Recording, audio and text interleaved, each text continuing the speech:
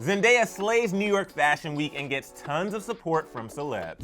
James Charles accuses makeup brand of stealing. And Nikita Dragun defends Tana Mongeau, or Tana Paul. All that and more on today's Daily Hollywood Rundown.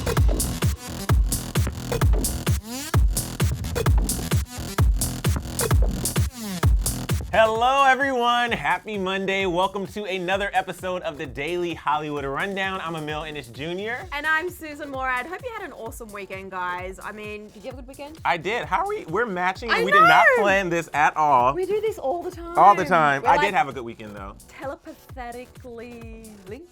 Does that make any sense? A little bit. I can't really say that word. But you guys, if you haven't subscribed to Clevver News before, hit that subscribe button right now. It's Monday. It's like the perfect day to catch up on all those things you didn't get to last week. And hit the bell. That way you'll be notified the second we post. And leave us comments because you know we love to read your comments. Okay, so we have to say it together before we move on. Telepathically. Okay. Telepathically. Not pathetically. I think I said telepathetically.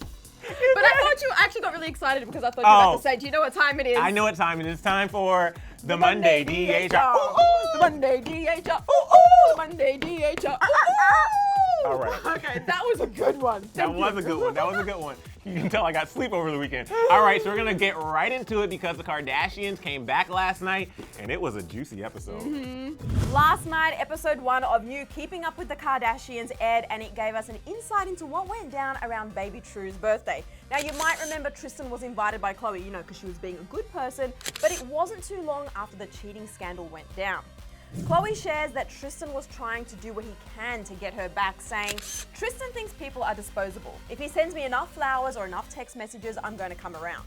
The pair also finally spoke off camera the night before True's party, and Khloe told her assistant that it was pretty awkward because he was kind of lingering. He was like, so, do you want to grab a glass of wine? And even tried to, kiss me. Yep, you heard right. Tristan tried to kiss her, and Tristan then tried to make moves the next day also. Khloe said, I go, this is the problem with you. You can't just take what you get. Sometimes I feel like if I give an inch, he'll take a mile and take my kindness for weakness. But you guys, that wasn't the only thing that went down. Apparently, Tristan confronted Kanye West at True's party. During the episode, we saw Tristan and Kanye talking tensely but with no audio, thanks E. And according to Kanye, Tristan was pissed about how he got portrayed in Keeping Up with the Kardashians last season, especially due to the use of Kanye's song Runaway in the cheating scandal themed trailer. To refresh your memory, the lyrics go a little bit like this. Let's have a toast for the douchebags, let's have a toast for the assholes, let's have a toast for the scumbags, and so on, you know the rest. Kanye also explained to Khloe, quote, he felt like we were using my music to reinforce, his narrative. Of course, this infuriated poor Khloe, who ended up leaving the party in tears, saying, I don't need at my daughter's birthday party for any of this to be a discussion. Poor Khloe, at least we know now things are much better. Obviously, this was filmed a little while ago, so I think since all of this, I think, she's in a much better place, especially with Tristan. Yeah. I remember, was it last week we were talking about the premiere coming up and I said, I don't even know what we're gonna have to look forward to this season, but there's always drama. So even in the opening teaser we saw, and in last night's episode, we saw that Kim might have lupus. We saw the drama between Kourtney and her turning 40. They teased that there's gonna be the Kris Jenner, OJ stuff coming up. So it's definitely keeping me tuned in. And you're keeping up. Yeah, I'm keeping up with the Kardashians. Kardashians. All right, guys, another week, another day that we're talking about Jake Paul and Tana Mongeau and Nikita Dragun. So Jake Paul posted a photo over the weekend that had a lot of people talking, including his wife Tana and Nikita Dragun. So let's break it down. Jake and Tana tied the knot on July 28th. So they've been married for officially over a month, but there's still so many people confused on whether or not they are really in love or if they did it all for clout. Regardless, there's been drama and people are paying close attention to what Tana posts and likes on Twitter. Well, now Tana, Nikita, and fans are slamming Jake Paul after his recent Instagram post over the weekend. So, he posted this photo with the caption, married. Well, the comment section was lit with people saying things like, I hope Tana finds a better man, Tana's way prettier than any of those girls, mad disrespectful, Tana deserves better, and imagine faking 2 marriages and 2 weddings. Whew. So clearly people are over it, but Tana posted 2 comments that really had fans talking. The first one was dizzy, and many fans continued to tell her to leave him, but her next comment really got their attention. She said, damn, and I can't even get a text back with the winking emoji. Then Nikita chimed in with her simple comment saying, Tana, greater. To which Tana replied, when she defends you, with a heart eyes emoji. Now, even though this could all be a joke, a lot of fans are still saying that Tana deserves better and should leave him, and some seem to think that they have already split. Susan, like, at this point, what is really going on? I'm so confused. I'm still confused. I don't know. It's so hard to figure it out. And I think the fact that when Tana does make comments, she often will put like a smiley face emoji. Yeah. Like, I love heart, but it's like, how do you really feel? I'm like, I'm conflicted. Yeah, I'm like, yeah. Basically, that's my brain every time I see one of these posts. I don't know what's going on. We don't. Well, from one YouTuber to another, we have some James Charles news, and he's got a bit of a beef going on with Wet n Wild at the moment about his Morphe palette. James Charles has some serious beef with Wet n Wild, so in case you missed the drama unfold on Twitter over the weekend, here's the breakdown of what happened. So Wet n Wild showed off the new 40 palette, which is named after its 40 shades of eyeshadow on Twitter during RuPaul's DragCon over the weekend. Wet n Wild wrote, quote, "First look at our new 40 palette, available exclusively at RuPaul's DragCon New York City, coming to wetnwild.com fall 2019. And if you're a makeup fan, you might recognize that even with this small pic of the palette, it resembles the Morphe James Charles palette and its arrangement of colors, you know, from deep blues to bright pinks and red. So let's put the two palettes side by side just so we can get a better look. I mean, they do look pretty similar, don't you think? And the sisters wasted no time coming after Wet n Wild on their tweet. One person wrote, quote, "Guess you'll see James in court." And another said, quote, "Y'all just mad that James Charles is more successful than your entire company." But it wasn't just the fans who got involved in the conversation. James himself replied to Wet n Wild's tweet, and he didn't hold back. He started off by tweeting, quote, "That's crazy. Your new palette looks extremely similar."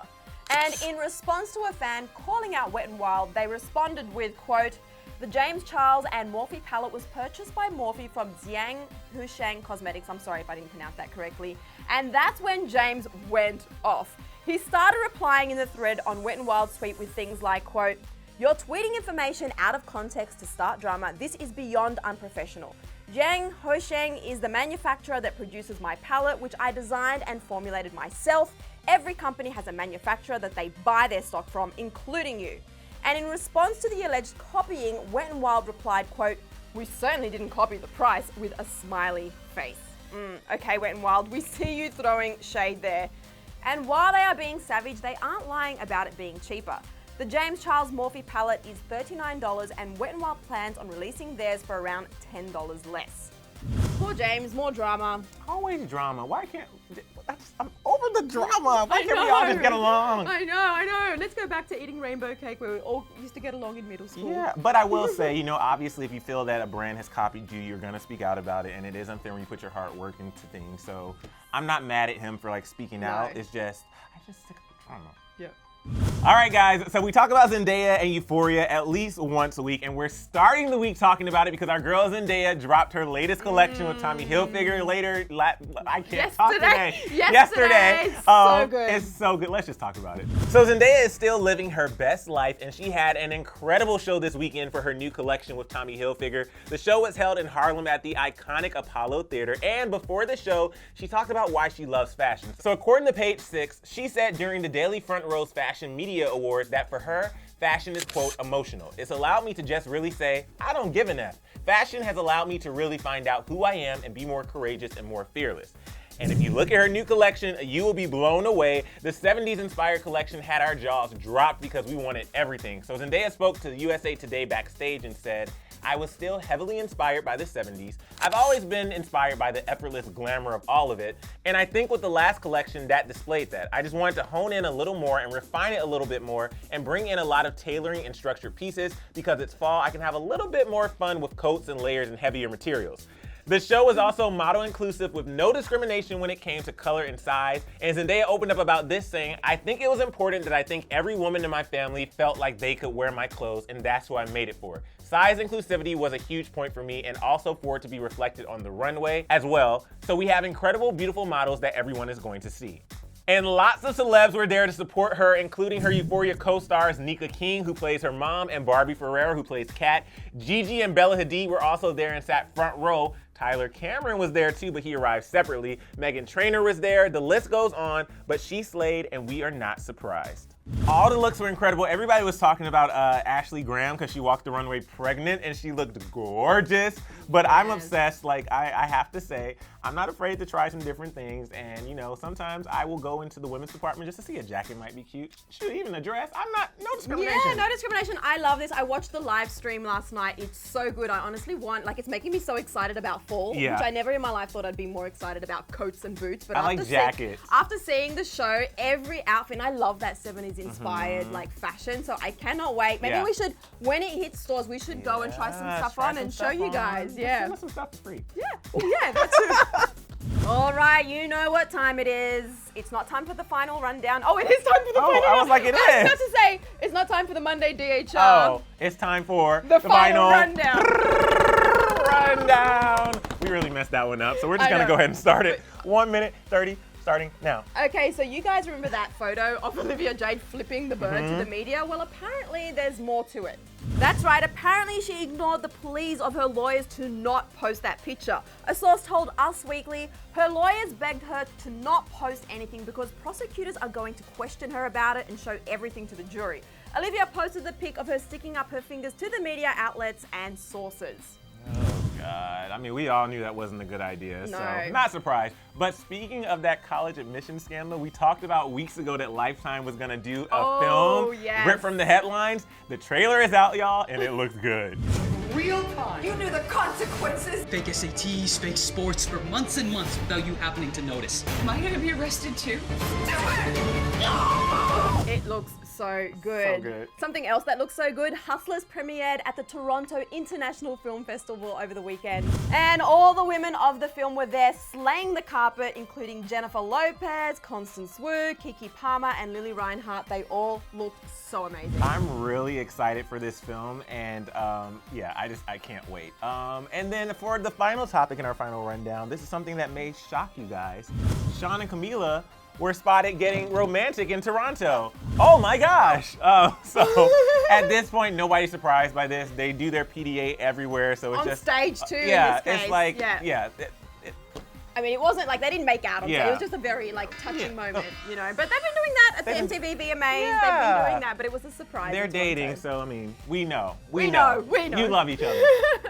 All right, the Monday DHR has come to an end already. It seems like we were just singing the song. It's the Monday DHR.